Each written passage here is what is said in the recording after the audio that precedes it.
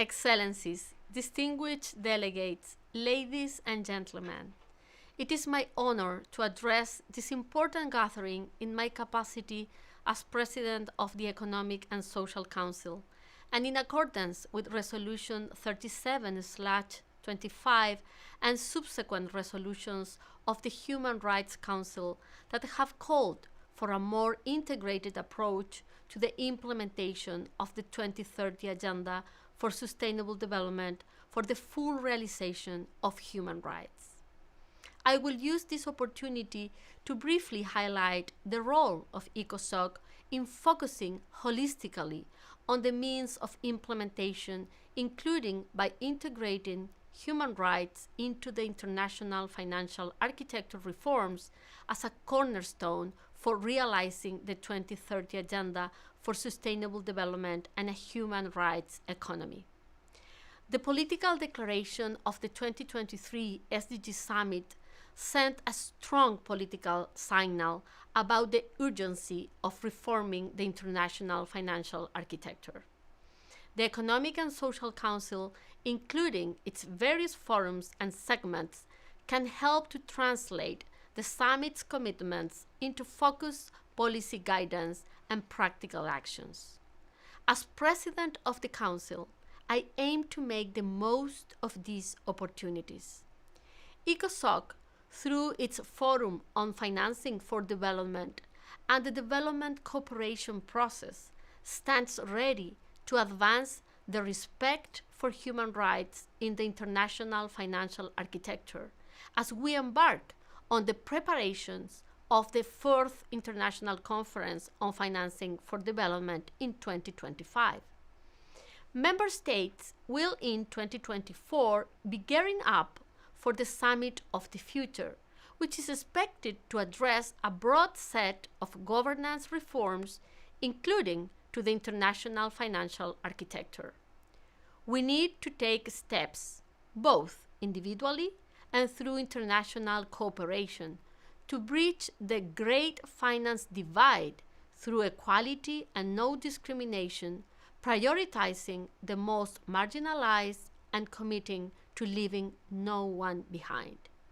The realization of rights enshrined in human rights conventions, especially economic and social rights, is closely connected with global economic and financial governance. The international financial architecture was crafted almost 80 years ago. Its governance arrangements are out of step with the realities of today. Its flaws had been exposed by new challenges and crises. Too often, the current international financial architecture still operates in a way that is at odds with our collective commitments to universal human rights. It is unfair and unjust, and fails to serve the most vulnerable. Excellencies, reforming the financial architecture is pivotal for supporting the realization of human rights and the achievement of sustainable, inclusive, and equitable transformations. Meaningful reforms must be rooted in a stronger voice and representation of developing countries in global economic decision-making.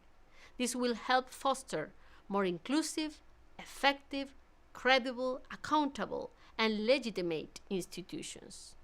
Additionally, to support the human rights agenda, international financial institutions must further prioritize social spending and promoting fiscal space. They can do so by enhancing concessional funding while ensuring that social, environmental, and human rights safeguards are in place. Updating development banks' mission, policies, practice, metrics, and internal incentives to put a laser focus on achieving the 2030 Agenda will also be essential. Accelerating achievement of the SDGs is an imperative for all countries. But with more than 50 countries facing severe debt challenges, either in or at high risk of debt distress, progress is being slowed, halted, or even reversed. For many countries, debt servicing costs do not allow for SDG investment. For countries in severe debt distress, the lack of a mechanism for restructuring sovereign debt prolongs the painful process of resolution.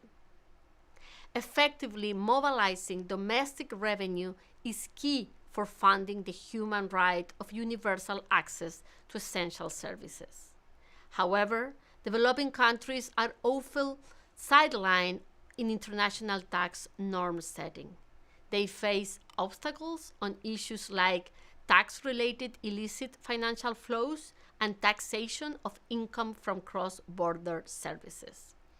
The recent establishment of an ad hoc intergovernmental committee to develop draft terms of reference for a UN framework convention on international tax cooperation marks a crucial step in addressing this global challenge. The ad hoc committee provides a vital opportunity to build trust and consensus among member states through transparent and inclusive processes.